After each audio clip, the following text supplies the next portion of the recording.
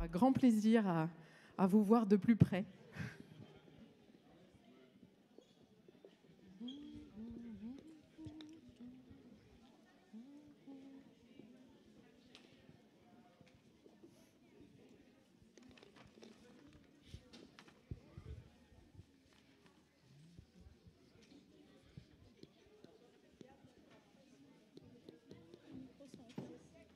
Attention, c'est ouvert. Ne tourne pas par là. C'est toi qui l'harcèle. Il faut toujours qu'il soit dans ce sens-là. Ne tape pas, il est allumé. Je l'entends. Fais pas ça. Elisabeth. Les gens, après, ils ont ça dans leurs oreilles. Oui, je vois. Alors, aujourd'hui, on est le 3e dimanche de l'Avent. Donc, on attend Noël avec impatience. C'est une belle période. Et je vous invite, nous, cette période merveilleuse. Et surtout, le Dieu qui est venu sur terre à ce moment-là.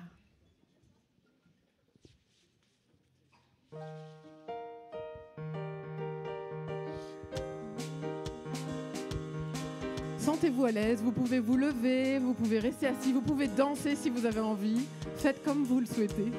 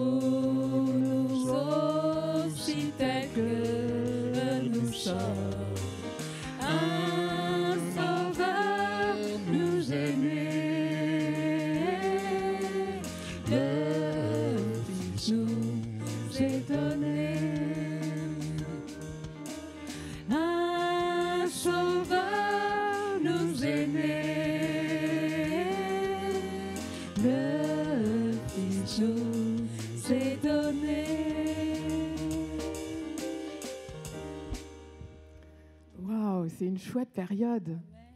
Les enfants, est-ce que les enfants sont là? Oui, vous êtes réveillés? Oui, vous êtes là. Qu'est-ce qu'on attend en ce moment? Qu'est-ce qu'on attend? Oh, oui, on attend Noël. Vous avez des calendriers de l'Avent? Il y en a qui ont des petits calendriers de l'Avent. Et ces calendriers de Noël, ils nous permettent vraiment d'attendre Noël, mais c'est une attente, ça montre une attente encore bien plus grande. Est-ce que certains d'entre vous ont déjà lu l'Ancien Testament? Vous savez, la première partie de la Bible? Il y en a qui l'ont déjà lu un peu. Il y a des magnifiques histoires dedans. Et puis parfois, il y a des histoires vraiment difficiles. L'Ancien Testament, il nous montre deux choses. La grandeur de Dieu, sa beauté, qui il est, sa personnalité, ses plans pour nous. Mais aussi que nous, on n'est vraiment pas doués. Et qu'on n'y arrive pas par nous-mêmes. Et il y a quelque chose de merveilleux dans l'Ancien Testament.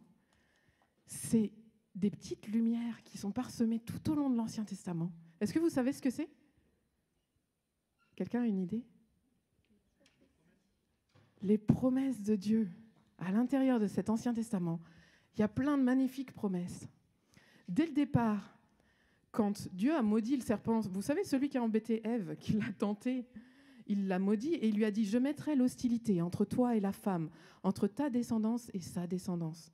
Celle-ci t'écrasera la tête et tu lui blesseras le talon. » Cette descendance, c'est quelqu'un qui écrasera le serpent, qui écrasera Satan et qui devra souffrir pour ça. À Abraham, un peu plus loin, il dit « Toutes les nations de la terre seront bénies en ta descendance parce que tu m'as obéi. » Dieu promet qu'à travers la descendance d'Abraham, toutes les nations de la terre seront bénies. Par Moïse, l'Éternel, ton Dieu, fera surgir pour toi et du milieu de toi, parmi tes frères, un prophète comme moi, c'est lui que vous devrez écouter. Moïse annonce un prophète encore plus grand que lui que nous devrons écouter. Un autre prophète, Daniel, que vous connaissez certainement pour la fosse au lion, on vous a peut-être déjà raconté cette histoire, mais il avait expliqué un rêve à Nebuchadnezzar, et dans ce rêve, il explique, à l'époque de ces rois, le Dieu du ciel fera surgir un royaume qui ne sera jamais détruit. Il subsistera éternellement. Jérémie, un autre prophète, nous dit « Voici que les jours viennent, déclare l'Éternel, où je donnerai à David un germe juste. Il régnera avec compétence. Il exercera le droit et la justice dans le pays. » Il annonce un roi parfait, issu de la lignée de David. Et Ésaïe, un prophète qui a beaucoup parlé de cette personne qu'on attend avec impatience, dit « Voilà pourquoi c'est le Seigneur lui-même qui vous donnera un signe. La Vierge sera enceinte, elle mettra au monde un fils et l'appellera Emmanuel. » Il prédit Marie, mais il prédit aussi Emmanuel. Ça veut dire Dieu avec nous. Ésaïe annonce aussi le peuple qui marchait dans les ténèbres voit une grande lumière. Sur ceux qui habitaient le pays de l'ombre de la mort, une lumière resplendit. Et un peu plus loin, un enfant nous est né, un fils nous est donné, et la souveraineté reposera sur son épaule. On l'appellera merveilleux, conseiller, Dieu puissant, Père éternel, Prince de la paix. Waouh! Et enfin, Michée, encore un autre prophète, qui dit « Et toi, Bethléem Ephrata, c'est une ville petite entre les milliers de Juda. De toi sortira pour moi celui qui dominera sur Israël et dont l'origine remonte au jour de l'éternité. » Il y a quelqu'un qui était présent de toute éternité, depuis toujours, qui allait venir. Et c'est cette attente que ça symbolise, cette période de Noël. Toute cette attente, ça fait plus... C'est sur 3000 ans qu'on reçoit toutes ces promesses, par des personnes différentes. Alors vous imaginez le peuple juif à cette période-là, ils attendaient impatiemment quelqu'un, la venue de Jésus-Christ. Parce que oui, c'est lui le merveilleux conseiller, le Dieu puissant, le Père éternel, le Prince de la paix. Et c'est ce qu'on va chanter maintenant, cette attente.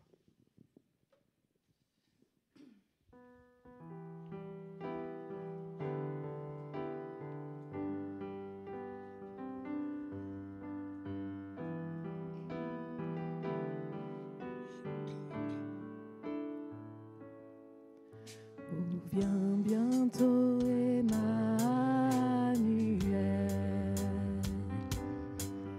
nous délivrer du joug cruel et du péché briser la loi. Ton peuple entier s'attend à toi. Joyeux lever les yeux au ciel, voici venir Emmanuel. Joyeux lever les yeux au ciel, voici venir Emmanuel.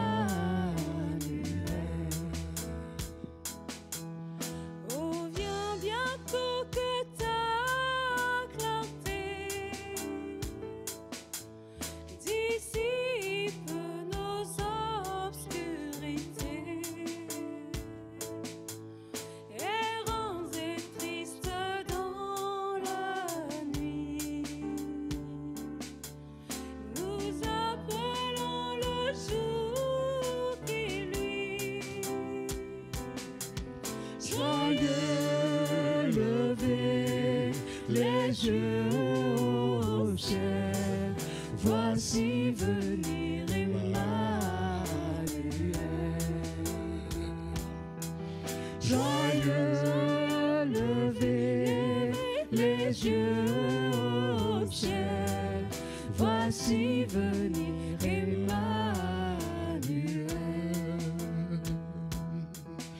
Oh, viens bientôt descendre vers nous, Saint Fils du ciel aimant et doux. Au cœur troublé, apporte donc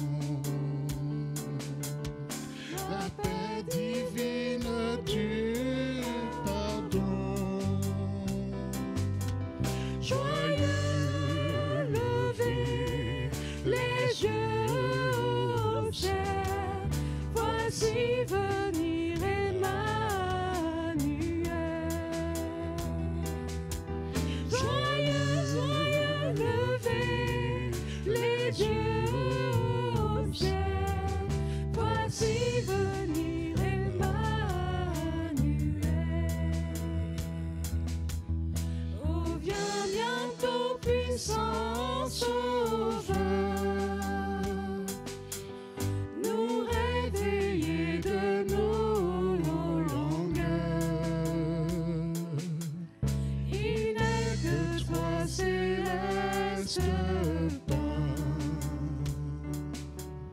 qui puisse apaiser notre faim. Joyeux lever les yeux au ciel, voici venir Emmanuel. Joyeux lever les yeux au ciel, voici venir Emmanuel.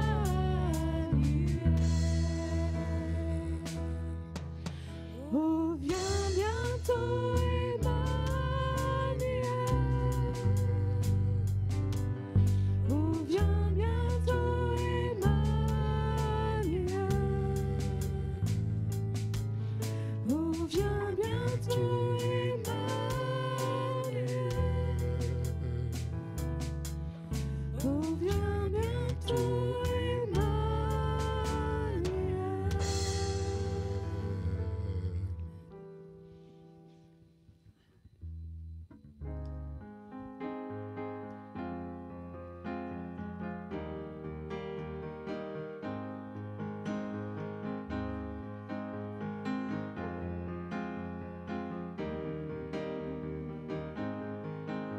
Ô peuple fidèle, Jésus vous appelle.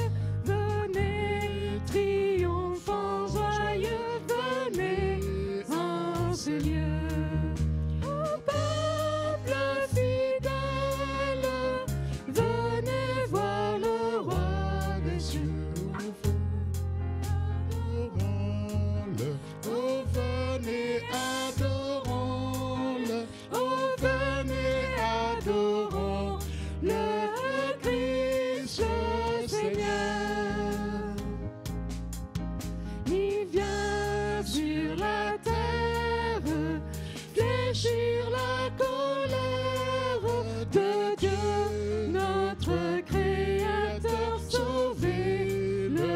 pécheurs. Il vient tel un frère, notre puissant Rédempteur. Oh, venez, adorons-le. Oh, venez, adorons-le. Oh, venez, adorons le Christ, le Seigneur. Peuple fidèle, en ce jour de fête, proclame la gloire de ton Seigneur. Dieu se fait homme pour montrer qu'il t'aime. Venez, adorons-le. Oh, venez, adorons-le. Oh, venez, adorons le Christ, le Seigneur. Oh, venez, adorons le Christ, le Seigneur. Oui, merci Seigneur.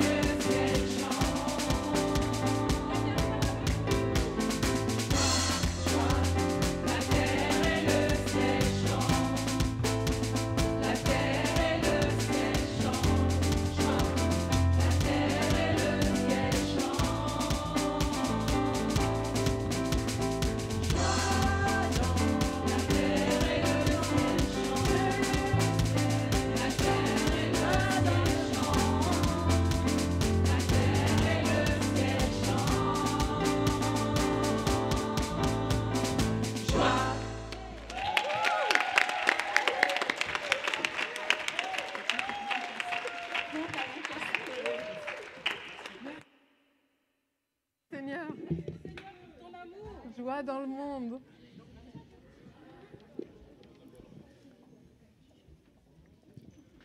Oui, Seigneur, je te remercie de tout cœur pour ce moment merveilleux. Je te remercie pour cette joie extraordinaire de savoir que tu as décidé un jour de quitter ton ciel de gloire et de venir à notre rencontre. Parce que nous, on ne pouvait pas y arriver par nos propres forces. Ah Seigneur, je te remercie vraiment pour tout ce que tu as fait pour nous. Et je vous invite maintenant, chacun d'entre vous, à exprimer votre joie au Seigneur. Par des prières, par des chants, par des passages bibliques, comme vous le souhaitez.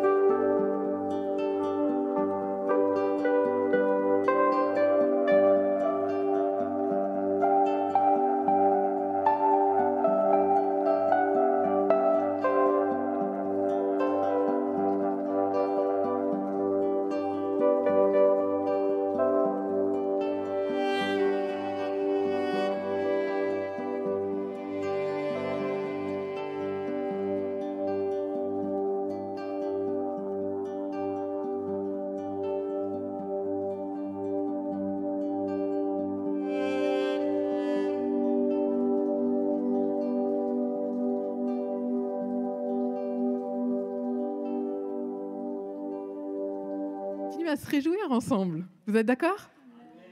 Allez, alors c'est parti.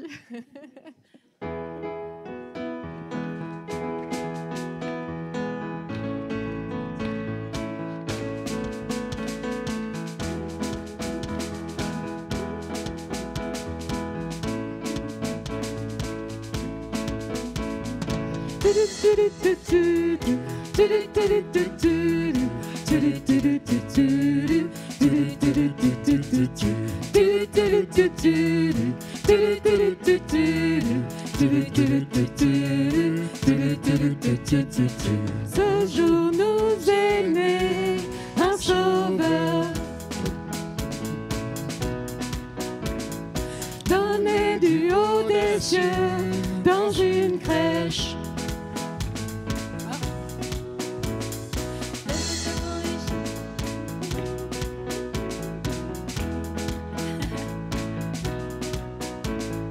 L'espoir pour tous les hommes, la lumière.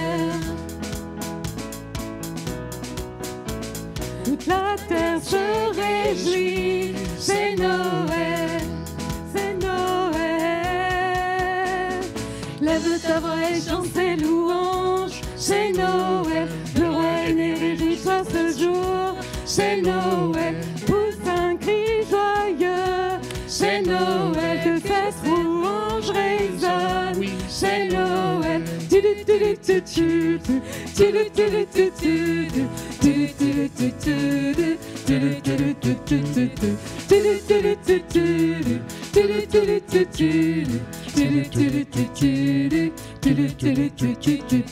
Joie sur toute la terre, paix d'en haut.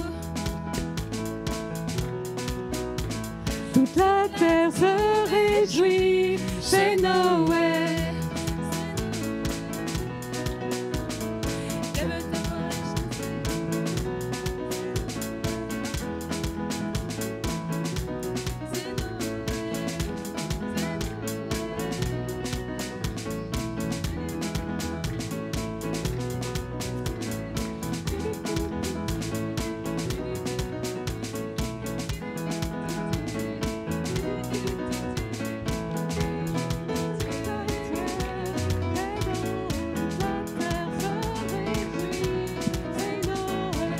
Sur toute la terre,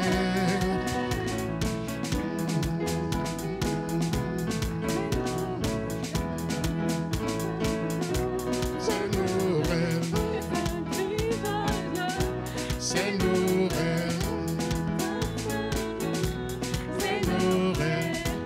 c'est Noël,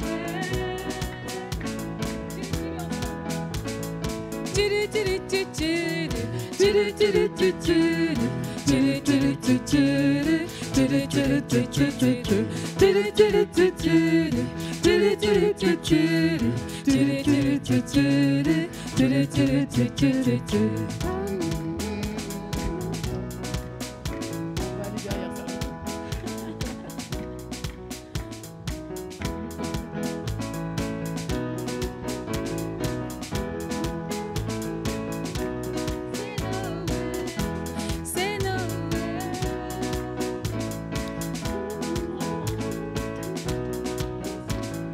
Aujourd'hui nous est né un sauveur, venu du ciel pour naître dans l'étable. L'espoir du monde, la lumière pour toute la terre. L'espoir du monde, la lumière pour toute la terre.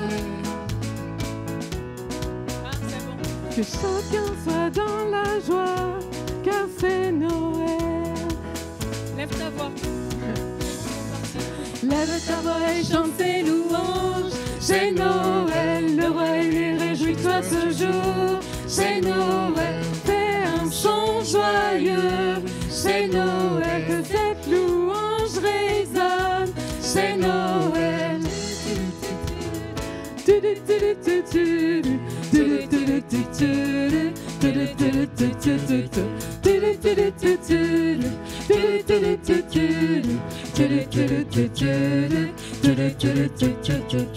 Joie sur toute la terre, paix d'en haut. se réjouit, c'est Noël. C'est Noël. Lève ta voix.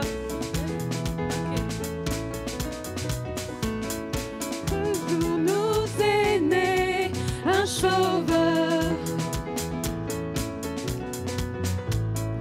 Né du haut des cieux dans une crèche.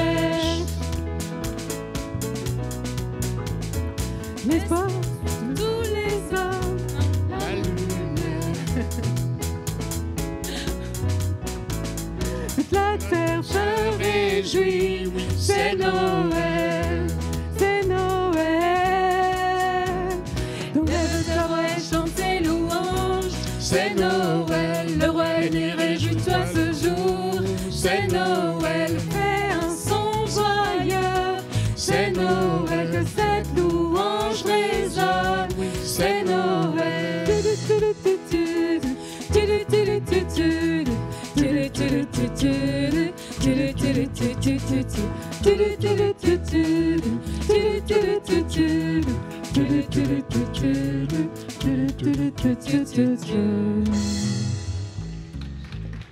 Amen.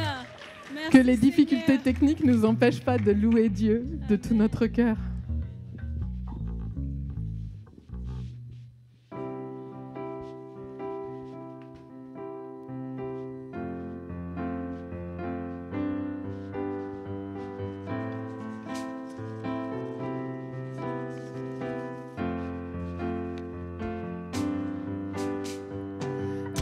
Dans la gloire de ton ciel, tu es venu sur terre. Fils aimé du Dieu éternel, tes bras tu as ouverts. Ta grâce a bouleversé le cours de notre humanité. Nous crions ensemble, victoire, Christ est la lumière du monde, que sa gloire recouvre la terre, puissance infinie qui libère, son nom est saint, il est saint, il est saint. Nous les fils et les filles du roi, entonnons chaque jour un hymne de gloire et de joie, célébrant son amour. Les nations de la terre s'inclineront devant le Père, chanteront ensemble, victoire, Christ est la lumière du monde, que sa gloire recouvre la terre, puissance infinie qui libère, son nom est saint, il est saint, son nom est saint, il est saint, son nom est saint, il est saint, Christ est la lumière du monde, que sa gloire recouvre la terre, puissance infinie qui libère, son nom est saint, il est saint, il est saint. Amen. Oui, Seigneur. Merci, Merci, Seigneur. merci. Ton nom est saint. Alléluia. Alors, je vous invite à saluer votre voisin de droite, de gauche, de lui donner un encouragement, quelque chose qui vous a encouragé de la part de Dieu cette semaine. Tu es sûr qu'on aura le temps? Oui, oui, Sylvain s'installe.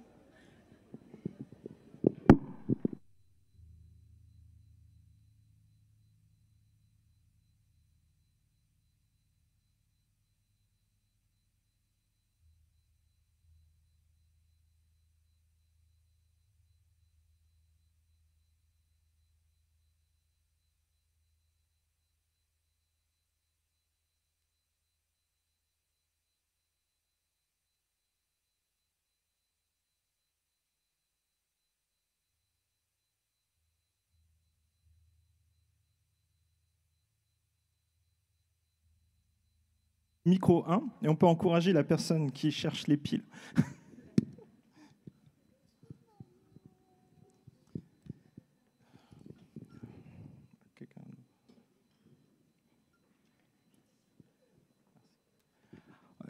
Décidément, vous n'aviez pas grand-chose à vous raconter ce matin.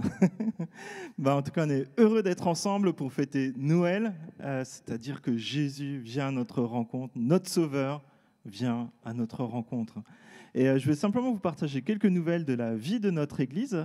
Alors, je pense que ça ne va pas marcher, mais du coup, hier, on a eu un temps fort aussi avec les enfants de l'Église, aussi avec leurs amis, avec le Kids Club. Donc, c'était les petites sections de maternelle jusqu'au CM2. Donc, ils ont pu revisiter l'histoire de Noël ensemble avec un voyage à travers le temps. Donc, c'était vraiment très joyeux, content de voir aussi l'Église qui vit aussi avec les enfants qui peuvent découvrir l'Évangile. Et aussi l'après-midi à 17h avec un temps de chant de Noël aussi où on a pu revisiter l'histoire de la naissance de Jésus. Donc, encore merci aussi à tous ceux qui se sont impliqués dans ces différents programmes et aussi, voilà, ça a vraiment été une bénédiction pour les enfants. Merci. Et donc, je vais donner aussi les nouvelles pour cette semaine. Alors, cette semaine, il y aura, exceptionnellement, il y a un groupe de maison qui est en décalé. C'est le groupe de maison de Nemours qui a rendez-vous à 19h. Donc, voilà. Vendredi, soyez bénis dans ce groupe-là. Donc, si vous n'avez pas encore de groupe de maison, je vous invite vraiment à prendre la bonne résolution du 1er janvier d'adhérer à un groupe de maison. C'est vraiment quelque chose qui nous aide à grandir dans notre foi. Et aussi, à la suite de ce temps de culte, nous aurons aussi un temps de repas. C'est aussi une façon de nous réjouir de la venue de Jésus. Donc, même si vous n'avez rien prévu, restez. Je pense que c'est vraiment un temps où on veut aussi continuer d'adorer Dieu aussi dans ces relations fraternelles qu'on peut vivre ensemble. Il y aura quelques consignes sur l'organisation à la fin du culte. Donc, on vous les partagera dès la fin du culte. Mais voilà, on pense vraiment que ce temps-là, ça fait aussi partie du culte. Aussi, si vous le souhaitez, vous pouvez aussi contribuer au bon fonctionnement de l'Église et l'annonce de l'Évangile avec aussi le tronc qui se trouve ici dans la salle. Donc c'est la boîte en bois, mais aussi les informations qui se trouvent sur le site internet. Ça permet de faire fonctionner l'Église dans le quotidien pour qu'on puisse se réunir, qu'on puisse avoir du chauffage et ainsi de suite. Mais aussi, nous pensons que c'est aussi un moyen de propager l'Évangile plus loin jusqu'aux extrémités de la terre, mais aussi jusqu'aux extrémités de la Seine-et-Marne et aussi dans le Loiret, dans Lyon actuellement. Donc, merci Seigneur pour ces beaux défis que tu nous donnes. Et je vous invite simplement à la prière et puis nous passerons un temps de prédication. Les enfants, on va prier pour vous. Et puis, voilà. Merci Père de ces bienfaits que tu nous donnes, de cette occasion de pouvoir nous réjouir de ta venue. Et je te remercie pour cela, parce que c'est vraiment l'objet de notre joie. Je te prie, s'il te plaît, que les enfants puissent encore aussi expérimenter cette joie encore dans ta présence et de se réjouir de ta venue. Et je te prie pour nous aussi, que nous soyons à ton écoute durant ce temps de culte, de ce temps où nous ouvrons aussi ta parole. Et je te remercie aussi parce que tu pourvois chacun des besoins de nos familles, mais aussi au bon fonctionnement de notre Église. Et je veux vraiment te remercier parce que tu es là à chaque instant, et dans les moindres détails de nos vies. Amen. Alors je vous invite à ouvrir votre Bible à Luc au chapitre 2, verset 1.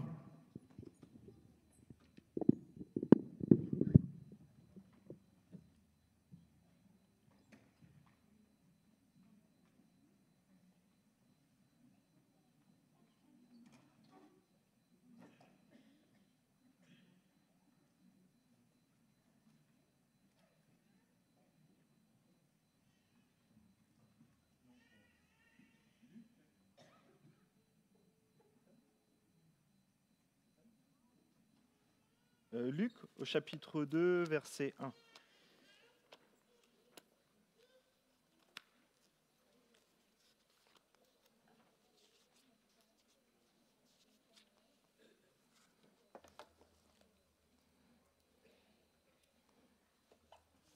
C'est bon là ? Ouais, ok. Une des questions qui peut se poser, c'est est-ce qu'on peut fêter Noël ? Est-ce qu'on doit fêter Noël ou pas ?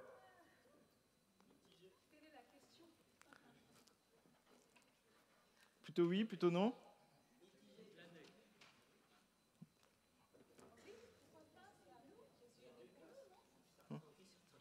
Et que dit la Bible? Ah bah, la Bible elle parle de la venue de Jésus quand même, et c'est ce qu'on va voir ensemble. Et c'est vrai que les chrétiens, historiquement, ont toujours fêté Pâques. Pâques, c'est la résurrection de Jésus, la mort et la résurrection de Jésus. Et c'est au IVe siècle qu'une date a été définie pour choisir le jour où on allait célébrer Noël. Et c'est l'empereur Constantin qui a décidé que ça serait le 25 décembre, le jour du solstice d'hiver, c'est-à-dire au moment où les jours commencent à se rallonger. Le 25 décembre, c'est sans doute pas la date exacte où Jésus est né. Alors, peut-on fêter Noël lorsqu'on est chrétien? Est-ce que c'est la date qui est le plus important? Est-ce que quelqu'un dont on ne saurait pas quand il est né, exactement la date, on ne fêterait jamais son anniversaire? Tant pis pour toi, tu n'as pas ton état civil. Ah, c'est un peu dommage quand même. Hein. C'est un peu comme si la personne n'existait pas finalement. Alors j'avais prévu de vous expliquer l'histoire de la fête des mères, mais je me suis dit, si je l'explique, vous ne la fêterez plus jamais. On va rester sur Noël, ça vous va? Que fêtons-nous à Noël? Nous commémorons un événement historique. Jésus, la naissance de Jésus, s'est inscrit dans le temps et dans l'histoire. Ce n'est pas juste une histoire pour les enfants, c'est dans l'histoire de l'humanité. À tel point qu'on a commencé à compter les dates, les années, à partir de la naissance de Jésus. Jésus est réellement né. Jésus a réellement vécu. C'est ce qu'on va voir. Noël, c'est annoncé par des anges envoyés de Dieu à toute l'humanité que maintenant, Jésus est venu. Noël a été annoncé par des anges en vue de célébrer la gloire de Dieu et de proclamer la paix à tous les hommes. Et Noël, c'est vraiment une bonne nouvelle. Une bonne nouvelle à vivre et à partager. Parce que Jésus est historique, il s'inscrit dans le temps et dans l'histoire. Jésus est annoncé, Jésus est glorieux, Jésus, c'est vraiment la vraie source de la joie.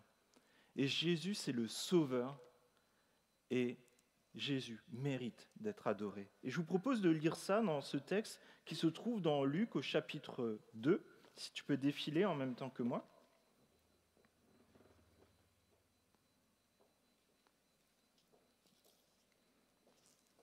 C'est bon? À cette époque-là, parut un édit de l'empereur Auguste qui ordonnait le recensement de tout l'Empire. Ce premier recensement eut lieu pendant que Quirinius était gouverneur de Syrie. Tous allaient se faire inscrire, chacun dans sa ville d'origine. Joseph aussi monta de la Galilée, de la ville de Nazareth, pour se rendre en Judée, dans la ville de David, appelée Bethléem, parce qu'il était de la famille de la lignée de David. Il y alla pour se faire inscrire avec sa femme Marie, qui était enceinte. Pendant qu'ils étaient là, le moment où Marie devait accoucher arriva. Et elle mit au monde son fils premier-né. Elle l'enveloppa de lange et le coucha dans une mangeoire, parce qu'il n'y avait pas de place pour eux dans la salle des hôtes. Il y avait dans la même région des bergers qui passaient la nuit dans les champs pour y garder leurs troupeaux. Un ange du Seigneur leur apparut, et la gloire du Seigneur resplendit autour d'eux. Ils furent saisis d'une grande frayeur.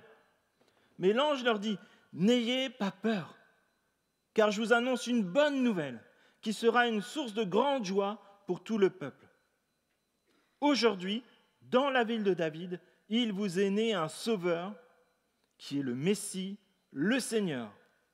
Voici à quel signe vous le reconnaîtrez. Vous trouverez un nouveau-né enveloppé de langes et couché dans une mangeoire. » Et tout à coup, une foule d'anges de l'armée céleste se joignit à l'ange. et ils adressaient des louanges à Dieu et disaient, on le lit ensemble, « Gloire à Dieu dans paix sur la terre et bienveillance parmi les hommes. » On recommence, on fait synchro. « Gloire à Dieu dans les lieux très hauts, paix sur la terre et bienveillance parmi les hommes. » Waouh! Imaginez tous ces anges. C'est quelque chose qui est marquant. Mais commençons par le début. Ça ne vous a pas un peu surpris quand on a commencé les premiers versets? À cette époque-là, apparut un édit de l'empereur Auguste qui ordonnait le recensement de tout l'Empire. Là, c'est l'Empire romain. Donc tout le bassin méditerranéen. Ce premier recensement eut lieu pendant que Quirinius était gouverneur de Syrie. Tous allaient se faire inscrire, chacun dans sa ville d'origine. Et c'est là qu'on voit une différence entre la Bible et peut-être d'autres livres, d'autres religions. La Bible, elle est inscrite dans l'histoire de l'humanité. Et la vie de Jésus elle-même s'inscrit dans l'histoire de l'humanité. Qu'est-ce que ça veut dire? Ça veut dire que l'histoire de Jésus, la vie de Jésus ne se déroule pas comme dans les films, dans l'Olympe, la terre du milieu, pour ceux qui... ou dans une galaxie très très lointaine. Là, il manquait la musique qui correspondait à tous ces films, mais non, Jésus il a vraiment vécu avec nous. Il a vraiment vécu sur cette terre. Et la naissance de Jésus se déroule à l'époque où Hérode est le roi de Judée. Luc 1, verset 5. Marie était dans une ville de Galilée nommée Nazareth. Luc 1, 26. Marie est venue avec Joseph à Bethléem, une ville d'environ 10 km de Jérusalem. Pourquoi ? Parce qu'un décret de César, Auguste, l'empereur, disait que tout le monde devait se faire enregistrer et recenser. C'était le premier enregistrement lorsque Quirinius était gouverneur de Syrie. Et j'ai une question pour toi. Sais-tu qui était président au moment où tu es né? Mitterrand? D'accord. Valéry Giscard d'Estaing, quelqu'un d'autre? Mobutu? Quelqu'un d'autre? Sarkozy? T'es né sous combien de présidents, toi? Alors, un peu plus compliqué, sais-tu qui était préfet du département dans lequel tu es né? Je dois avouer que moi, j'ai fait la recherche. Et je dois t'avouer que ce n'était pas facile. Je n'ai pas tout de suite trouvé le préfet de la période où je suis né, parce que j'ai vraiment cherché, et à un moment, je me suis posé la question si j'étais vraiment né à ce moment-là.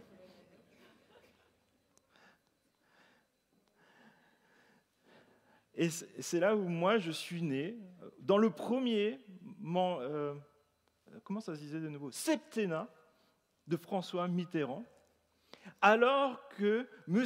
Rouvière était préfet du Bas-Rhin, mais aussi de l'Alsace. Et vous voyez, ces détails historiques et précis, avec des dates, des lieux, des personnes, ça parsème toute la Bible entière. C'est des choses qui sont historiques et inscrites dans le temps. Ce n'est pas juste des fables, des histoires comme ça. D'un point de vue archéologique, on peut prouver tout cela. Et aujourd'hui, tu peux afficher cette diapo si tu veux. En fait, l'historicité de Jésus, elle ne fait plus aucun doute. Si tu peux l'afficher. Ouais. Oh, par contre, c'est petit. Faudra peut-être que j'aille chez l'oculiste. Jésus a-t-il vraiment existé? Les arguments des historiens face à la thèse mythiste. Et donc ça, c'est une enquête du Monde et qui dit qu'en fait, très peu de personnes en fait, qui sont érudits, historiens ou autres, peuvent encore tenir cette thèse que Jésus n'aurait pas existé. Parce que la Bible, elle regorge de points de détail qui permettent de faire des vérifications. Et la naissance de Jésus, c'est un de ces aspects, mais ça parsème toute la Bible et tout le vécu de Jésus et des apôtres. Alors pourquoi est-ce qu'il y a autant de références historiques ? Parce que Jésus, comme tous les autres, tu peux l'enlever s'il te plaît, comme tous les autres personnages historiques de la Bible, ce sont des vraies personnes, comme toi et comme moi, qui ont vécu des temps où parfois ils ont connu des temps difficiles, des temps de doute, mais ils ont vu combien Dieu agit quand on se confie en lui.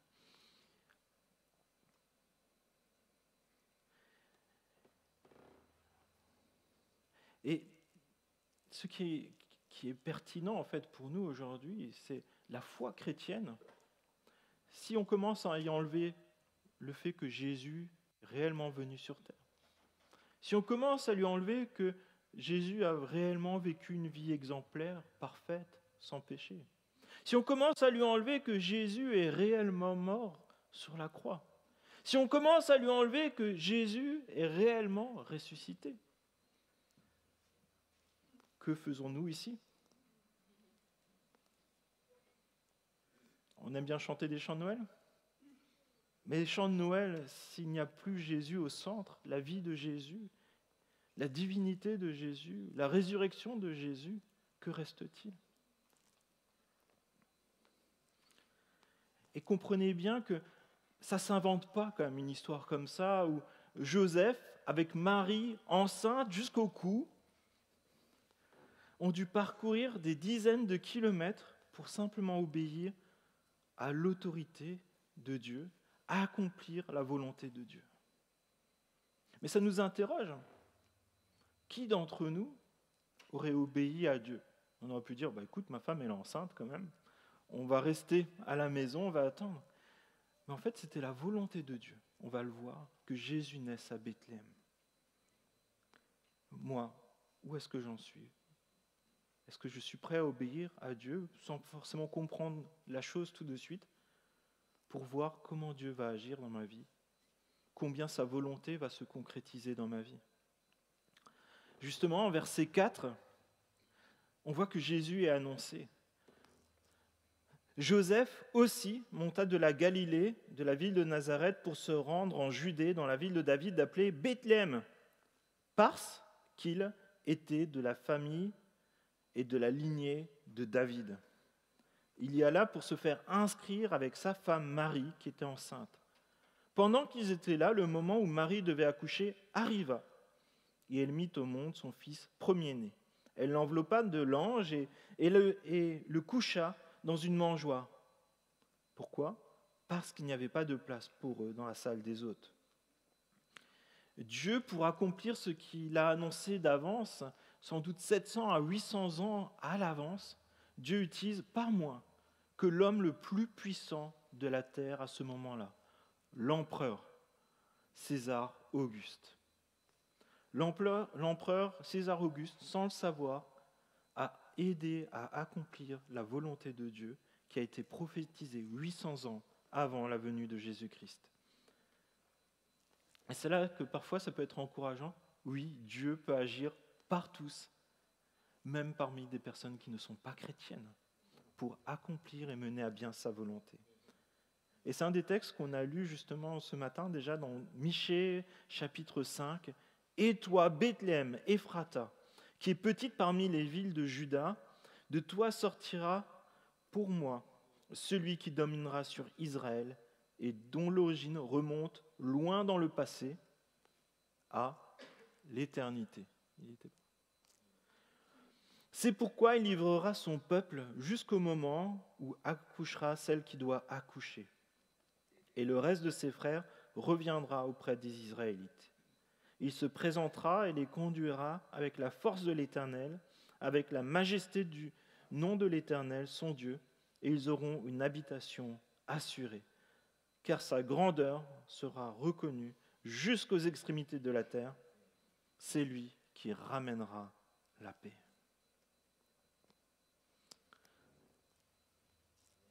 « 800 ans entre le moment où Dieu annonce quelque chose et le moment où il l'accomplit. Le temps de forcément le nôtre, mais Dieu accomplit toujours ce qu'il promet. Alors peut-être on a tous rencontré des personnes qui nous ont promis beaucoup de choses, mais au moment où il fallait le faire, ils n'étaient plus là. Mais je peux t'assurer que Dieu, s'il annonce quelque chose, il le fera. Il sera avec toi. Et c'est une des raisons pour... On voit tout ce qui... Vous voyez, dans le fait de fêter Noël, finalement, on fait le lien entre tout ce qui était annoncé dans l'Ancien Testament et la venue de Jésus et toutes les promesses qui sont rattachées. Sans ce point-là, on arrive difficilement à tout rejoindre. Dieu annonce et accomplit ce qu'il promet. C'est pour ça que Jésus a été conçu miraculeusement par le Saint-Esprit. Pourquoi ? Afin que s'accomplisse cette promesse qu'on a déjà lue, faite à Ève. Vous vous souvenez ? La descendance de la femme écrasera la tête du serpent. Et ça veut dire que Jésus, c'est la descendance d'Ève. Et Jésus, au prix de douleur, de sacrifice et même de la mort, va tuer la mort, va tuer le péché, la guerre, la peur. Seul Jésus pouvait faire cela. Et cette promesse-là, on ne sait même pas encore la dater dans le temps. Et la naissance de Jésus implique vraiment qu'il y a un avant et qu'il y a un après. Une attente de toute l'humanité, en tout cas au moins du peuple juif, en la personne. La seule personne qui saura nous donner une espérance éternelle, infaillible. Jésus-Christ.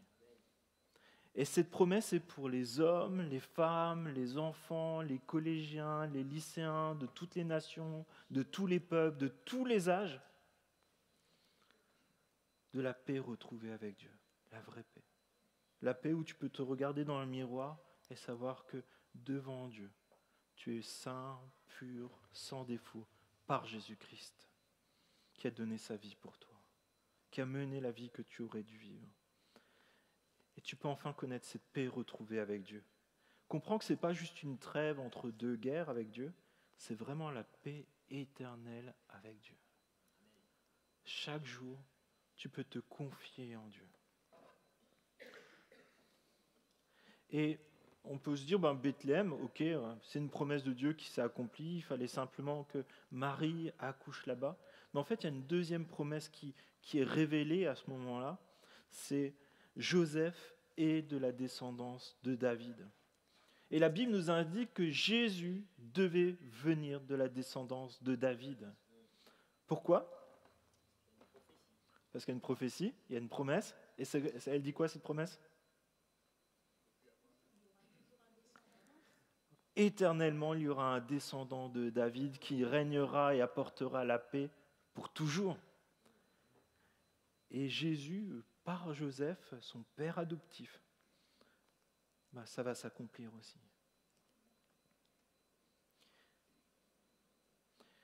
Et ce qui est fort, c'est que Dieu, il accomplit des grandes promesses, des choses puissantes. Un descendant de roi, une naissance miraculeuse. Mais Dieu, il ne vient pas avec un grand char, avec plein de choses autour. Non, il y a bien les anges après, mais non. C'est un bébé qui arrive, dans toute sa fragilité, et il est couché dans une mangeoire. Et des personnes vont venir à lui. Verset 8, on voit Jésus qui est glorieux. Il y avait dans la même région des bergers qui passaient la nuit dans les champs pour y garder leurs troupeaux. Un ange du Seigneur leur a apparu et la gloire du Seigneur resplendit autour d'eux. Ils furent saisis d'une grande frayeur. Et c'est là qu'on peut se dire, mais en fait, ok, Dieu s'incarne en Jésus, il vient dans le monde, il faut prévenir l'empereur, il faut prévenir le président, il faut prévenir les chefs religieux. Non ? Qu'est-ce qui se passe ? Ils vont chercher d'humbles bergers. Dieu se révèle à d'humbles bergers. Imaginez, vous faites peut-être une balade dans la forêt de Fontainebleau, ce soir en rentrant, en pleine nuit, et là un ange immense apparaît devant vous. Lumineux, glorieux, un messager de Dieu qui vient vous voir. Je pense que comme moi, peut-être vous seriez dépassés par ce qui est en train de se passer. En train de vous demander, mais qu'est-ce que Dieu me veut? Peut-être une bêtise. Et vous vous sentez dépassé. Vous êtes impressionné. Et la première réaction que vous pouvez avoir, c'est d'avoir peur. Et là, ils disent carrément une grande frayeur. Une grande frayeur, je pense que ce n'est pas juste « Oh !» Vous savez, comme quand on ouvre la porte et qu'il y a quelqu'un derrière. Non, là, je pense que c'est vraiment la peur. Oh. Tu sais qu'il y a quelque chose de grand qui se passe. Et ça nous interroge. Lorsque Dieu s'approche de nous et que nous constatons notre petitesse, toutes les fois où on a péché, c'est-à-dire qu'en fait, on ne peut pas tellement bien se regarder dans le miroir, en fait. Tout ça, c'est en horreur à Dieu et Dieu ne le supporte pas du tout.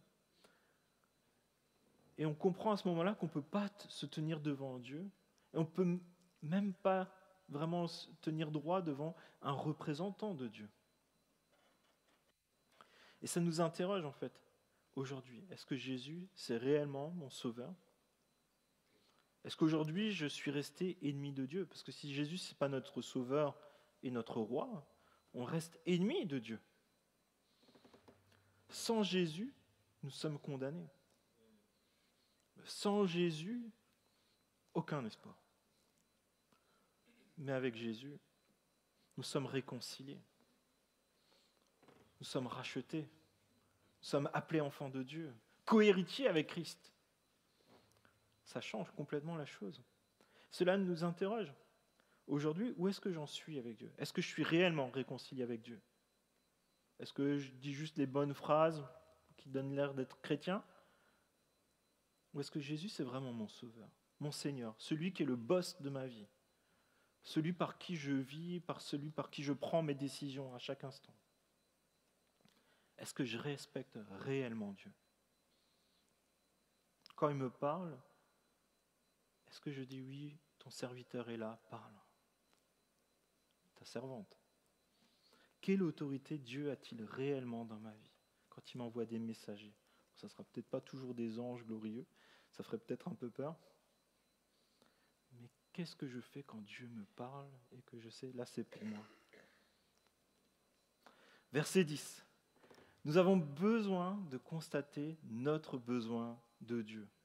Et ça nous permet d'accueillir de la bonne manière la bonne nouvelle de Jésus. Verset 10. Mais l'ange leur dit, n'ayez pas peur. N'ayez pas peur, car je vous annonce une bonne nouvelle qui sera une source de grande joie pour tout le peuple. Mon ami, n'aie pas peur. Dieu a une très bonne nouvelle pour toi. Il est temps, il est encore temps. La venue de Jésus, c'est vraiment la source d'une grande joie en opposition à une grande frayeur, des peurs, un avenir que tu ne peux pas maîtriser.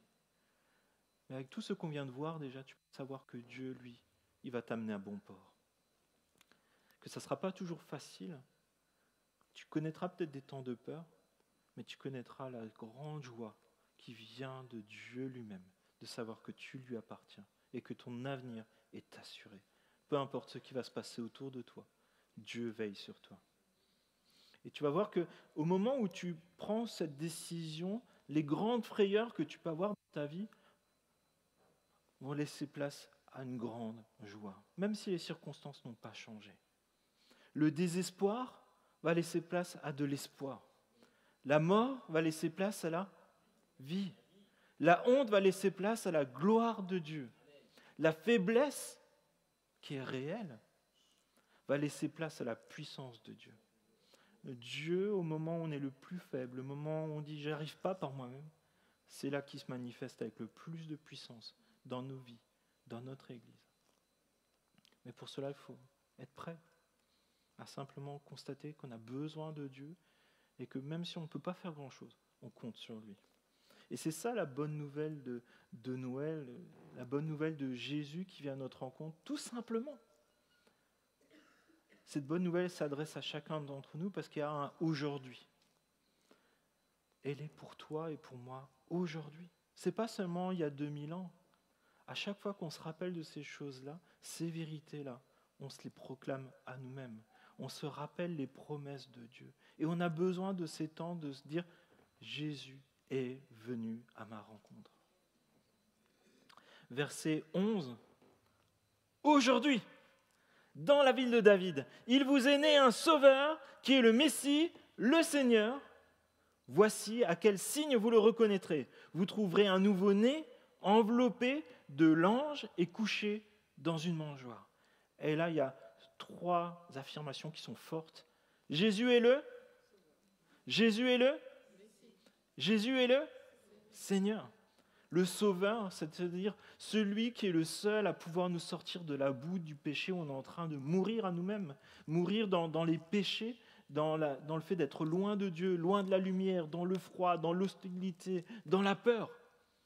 Le Messie, c'est-à-dire celui qui est loin, celui qui est envoyé, celui qui est attendu depuis des siècles et des siècles. Et le Seigneur, c'est celui qui est mon chef, mon roi, celui à qui je dois obéissance. Et Jésus, il a ces 3 attributs dans la vie d'un chrétien. Et comment est-ce que je réagirais si je trouvais un bébé dans une mangeoire à animaux, dans une étable? Je ne sais pas vous. Tu appelles la police. Je pensais à la même chose. On se dit, il y a quelque chose qui ne colle pas. Un bébé dans une mangeoire. Waouh! Mais quand tu te dis que c'est celui qui est attendu depuis des siècles, qui est Dieu, comment se fait-il qu'il se retrouve dans une mangeoire? Et c'est là où on voit vraiment combien Jésus vient nous rejoindre dans notre petitesse. Dieu utilise ce qui peut sembler honteux, fragile, petit, pour révéler sa force, sa puissance et sa gloire. Et l'ange insiste sur ce mot et il dit « aujourd'hui ». Aujourd'hui. Et c'est peut-être un aujourd'hui pour toi aussi, aujourd'hui. L'occasion de rencontrer ton roi, ton Dieu. Celui que tu attends, sans peut-être savoir mettre des mots dessus, depuis peut-être pas des siècles, mais des années. C'est un aujourd'hui. Et c'est peut-être un aujourd'hui que tu ne peux pas reporter à demain. Une rencontre qui doit se faire aujourd'hui. Peut-être que la présentation qu'on est en train de faire de Jésus, c'est pas comme ça que tu t'imaginais à quoi ressemble Dieu. Tu n'es pas le seul. Personne n'avait misé sur cette façon-là où Dieu viendrait, même si c'était bien écrit dans la parole de Dieu. Ou peut-être comme les bergers, tu avais d'autres préoccupations. Ils avaient leurs brebis, et ainsi de suite, et puis quelqu'un vient les embêter dans leur quotidien ou dans leur soirée. Peut-être qu'ils avaient prévu une soirée chamallow. Et puis Dieu arrive et fait « Waouh, aujourd'hui il se passe quelque chose, c'est ton aujourd'hui à toi. Va rencontrer ton Sauveur, va rencontrer ton Roi, ton Messie. » Et Dieu peut-être nous bousculer dans notre programme parce qu'il veut te rencontrer. Peut-être parce que tu lui as jamais confié ta vie, tu n'as jamais dit « Je veux que tu sois mon Sauveur, mon Seigneur. » Peut-être c'est aussi, au fur et à mesure des années, il y a peut-être des habitudes qui se sont prises, où finalement, pour Noël, même si on ne le dit pas, ça reste quand même les cadeaux et puis un bon repas. Et c'est bien, hein, c'est aussi bien d'avoir des bons temps comme ça, en famille, avec des amis, mais il y a bien plus. Et peut-être c'est un jour où Dieu vient nous chercher dans notre confort en se disant « Mais est-ce que je suis réellement ton roi? Est-ce que j'ai le droit de bousculer ton programme, tes priorités? Est-ce que je suis réellement ton roi? Est-ce que je suis réellement ton sauveur? Est-ce que tu as réellement besoin de moi ou finalement tu te débrouilles? » Et enfin, verset 13, Jésus doit être adoré. Et tout à coup, une foule d'anges de l'armée céleste se joignit à l'ange et ils adressaient des louanges à Dieu et disaient, là je propose qu'on le fasse vraiment avec une voix motivée. Vous êtes prêts? Gloire à Dieu dans les lieux très hauts, paix sur la terre et bienveillance parmi les hommes. Amen. Ça, j'ai envie de le vivre, même si ça fait peut-être un peu peur. Et les bergers se trouvent dans la nuit. Et c'est là où je vois aussi la subtilité de Dieu. D'abord, il envoie un seul ange qui vient un peu discrètement, même si ça leur fait très peur. Et cet ange vient préparer un temps de louange, d'adoration, avec des milliers d'autres anges. Et Dieu vient peut-être parfois discrètement toquer à notre porte comme ça, en te disant « Tiens, aujourd'hui je veux te parler. Je veux que tu puisses rejoindre cette chorale céleste pour me louer, m'adorer, connaître ma gloire, et que tu puisses connaître cette paix. » Quoi ? Tu veux pas chanter ? Ah oui, vous pouvez aussi connaître notre ma gloire. Et peut-être parfois il suffit d'un seul ange pour commencer à illuminer un ciel entier, une vie entière. Et peut-être parfois il suffit juste de dire Seigneur ou Dieu. C'est peut-être la première fois que j'entends parler de toi, de comment tu te révèles. Là, je viens devant toi, et révèle-toi à moi. Parle-moi de qui tu es. Et je vous assure que Dieu vous parlera.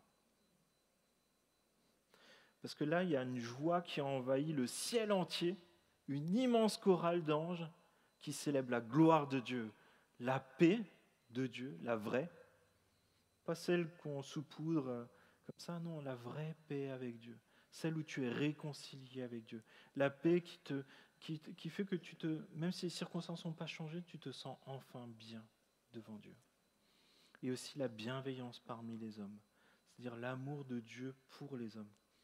Et ce qui est intéressant, je trouve, c'est que les anges, bien sûr, ils s'approchent des bergers, ils leur présentent les choses, parce que les bergers, eux aussi, ont une mission finalement de rejoindre Jésus pour l'adorer, mais en tout, ils sont focalisés, pas sur les hommes, mais sur la gloire de Dieu. Moi, c'est ça qui m'a parlé sur ce verset-là, et parfois, je me dis, est-ce que je suis réellement focalisé sur la gloire de Dieu ? Sur le fait de donner la paix de Dieu qui me confie et partager cette bienveillance. Et Dieu veut que tu le rencontres tel qu'il est réellement. Pas comment on se l'imagine, on a tous des idées de qui est Dieu, mais que me dit Dieu dans la Bible ? Que me dit Dieu de sa personne dans cet événement qui s'est réellement produit avec ses bergers ? Et la suite du texte, qu'on ne va pas lire là, nous dit que les bergers se sont tout de suite mis en route pour rencontrer Jésus. Et quand Dieu vient à notre rencontre, quand il nous envoie un message, c'est un appel à l'action. On ne peut pas juste dire « Ah ok, j'ai reçu le mail, je verrai un peu plus tard ». Bien sûr, personne d'entre nous ne fait ça. Non, si Dieu t'envoie un message, c'est que c'est maintenant le moment de réagir. Et c'est vrai que peut-être, il y a différents types de bergers, on ne sait pas s'ils sont tous allés, mais il y a des bergers qui y sont allés, qui ont dit « Je veux rencontrer mon roi, je veux rencontrer mon sauveur ». Mais c'est vrai que parfois, on peut voir des miracles, on peut voir la grandeur de Dieu, même dans notre vie ou la vie des personnes qui sont autour de nous. On peut voir la gloire de Dieu avec une expérience spirituelle. Mais si on ne fait pas la démarche, de notre côté, un moment, de dire « Oui, je veux te suivre, oui, je veux t'obéir », on va rester un peu comme peut-être l'un ou l'autre de ces bergers, on ne sait pas, ils sont peut-être restés dans les ténèbres, qui sont restés dans la mort, le péché, qui sont restés avec leurs moutons alors qu'ils avaient un rendez-vous avec le roi des rois. Aujourd'hui, est-ce que tu as un mouton qui t'empêche d'aller rencontrer ton roi des rois ? Une activité, une personne ? Est-ce que tu as une invitation ? Aujourd'hui, c'est ça la promesse du vrai Noël. Alors, il n'y a peut-être pas de date précise, mais c'est un réel événement qui s'est produit et que nous célébrons. Pouvons saisir la gloire de Dieu, la paix de Dieu, et aussi la bienveillance, l'amour de Dieu envers tous les hommes, de toutes les nations. Et Jésus est venu pour que les hommes de toutes les nations, de tous les peuples, de toutes les langues et de toutes les générations et de toutes les tribus le connaissent et le rencontrent. Et je vous invite à la prière. Merci Père, parce que la venue de Jésus, c'est la meilleure nouvelle qu'on puisse nous annoncer. Une nouvelle qui t'a attendue depuis des siècles et des siècles, et que tu as accompli de manière miraculeuse pour nous enseigner à te connaître. De savoir que tout ce que tu promets, tu l'accomplis. Tu as promis un sauveur, un roi, un messie, et il est venu. Et il a totalement accompli tout ce que tu attendais de lui. Vivre une vie sans te désobéir, une vie qui t'honore. Et nous voulons te remercier pour cela, parce que ça a été au prix de grands sacrifices, de grandes douleurs.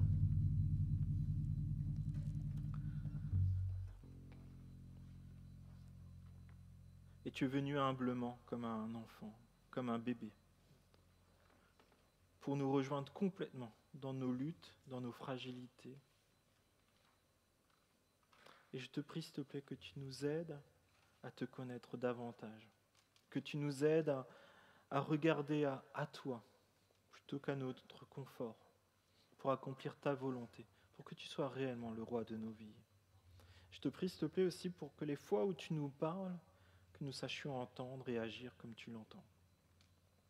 Je te prie, s'il te plaît, vraiment que nous puissions connaître un temps de réveil spirituel, un temps où tu nous interpelles sur ce qui a réellement de la valeur à tes yeux. Et que ce temps de Noël, ce temps de l'attente aussi, qui nous rappelle que tu reviens, ça puisse vraiment être des temps où nous sachions regarder à toi sur ce qui est important, sur ce qui est essentiel, sur ce qui va porter du fruit pour l'éternité. Et je te prie pour nos amis, nos voisins, nos familles qui ne te connaissent pas. Je te prie, s'il te plaît, qu'ils puissent aussi avoir part à cette joie, à cette paix que tu donnes, et que nous puissions, toute proportion gardée, être aussi ces messagers qui partagent une très très bonne nouvelle, Seigneur. Et je te prie que vraiment nos cœurs t'appartiennent et que cette joie, cette paix, vraiment vienne être vraiment une source dans notre quotidien pour que tout nous attire à toi et que nous vivions pour toi. Je te prie ainsi dans le nom de Jésus. Amen.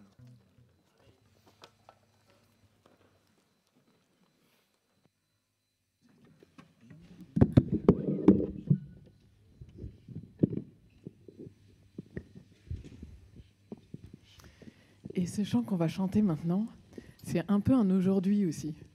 C'est l'occasion de réaffirmer tout à nouveau ce en quoi on croit. Je vous invite à vous lever avec nous.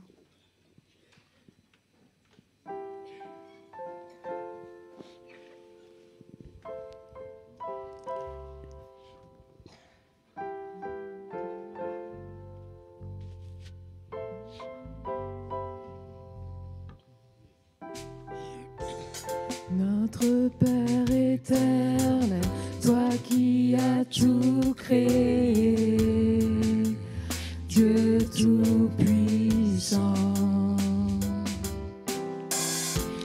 c'est par ton Saint-Esprit que Jésus fut conçu, Christ notre Sauveur.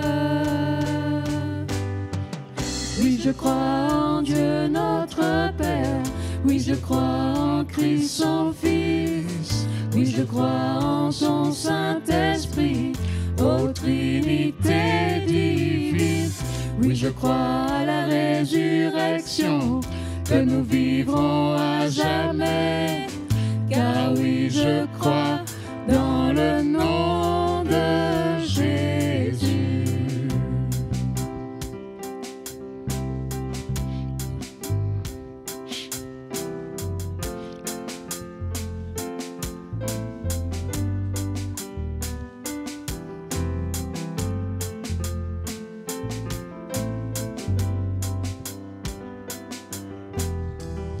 Notre juge et défense, tu souffris à la croix, le pardon est en toi. Descendu jusqu'aux ténèbres, tu es ressuscité, à jamais élevé. Oui, je crois en Dieu notre Père, oui, je crois en Christ son Fils, oui, je crois en ton Saint-Esprit, ô Trinité divine. Oui, je crois à la résurrection, que nous vivrons à jamais. Car oui, je crois dans le nom de Jésus.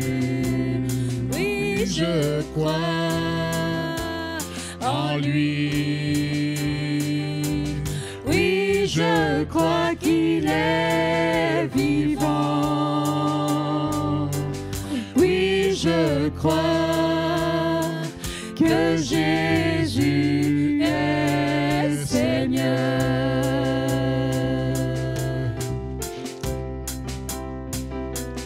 Oui, je crois en lui. Oui, je crois qu'il est vivant. Oui, je crois que Jésus est Seigneur.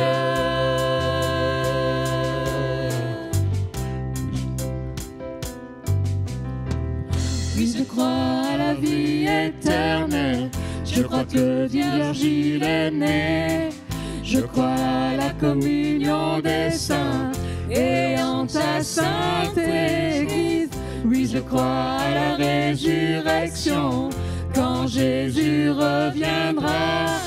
Car oui, je crois dans le nom de Jésus. Oui, je crois en Dieu notre Père. Oui, je crois en Christ son Fils. Oui, je crois en ton Saint-Esprit, ô Trinité divine. Oui, je crois à la résurrection, que nous vivrons à jamais.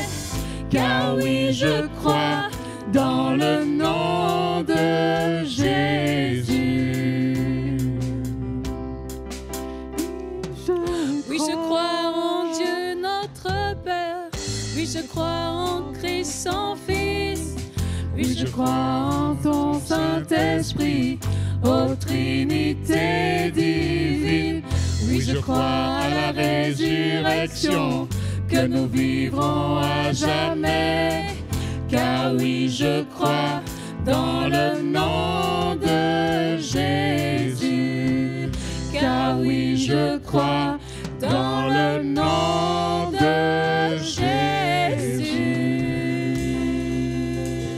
Amen. Gloire à Jésus. Que notre Dieu, l'Éternel, celui qui a conçu ce plan de toute éternité, vous bénisse abondamment, qui vous donne sa paix, sa joie et son amour, et que nous puissions profiter tous ensemble aussi de ce bon temps qu'on va partager autour d'un repas qu'on va prendre maintenant. Alors, je ne sais pas qui doit vous donner les directions, parce qu'il y a un peu d'organisation, quelques chaises à ranger, des tables à positionner.